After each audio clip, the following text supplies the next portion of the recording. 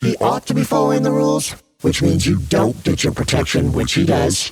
You don't use the protection to drive your family around when you're not there, which he does. And you treat the detectives with some sort of respect. So this is a story that I've been working on. About a month and a half ago, Dori Monson came to me all fired up about a text that we'd gotten from a source who was complaining about, or not complaining, but just kind of wanted to raise the alarm about some abuse of the Executive Protection Unit at the Sheriff's Office by the King County Executive Dow Constantine. It was about 2 years ago when King County Sheriff's deputies started reaching out to me. And I say deputies plural because there was a growing frustration. And what they were telling me, I almost could not believe. But they said the King County Executive, Dow Constantine, uses sheriff's deputies as a security detail as his personal private Uber when he goes out drinking at night and for other things on and off the job related. We checked source out and they were very credible.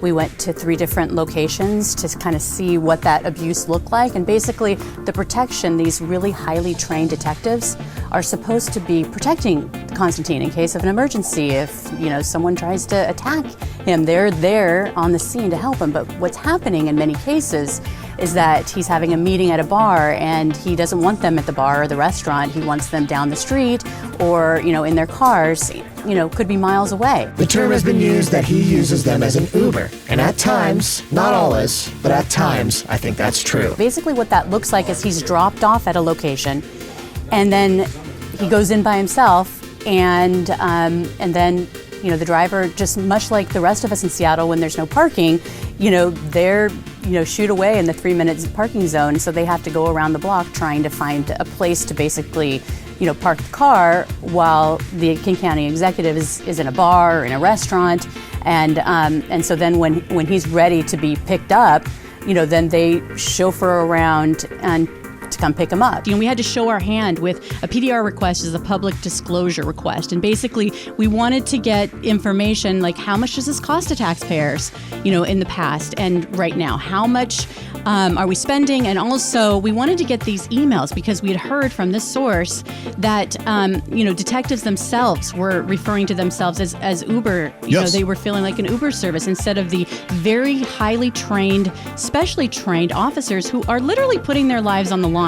Gathering information for stories like this can always be difficult just because there's a lot of bureaucracy involved in requesting records from people. In the case of this story, we requested records back in March, April, I believe.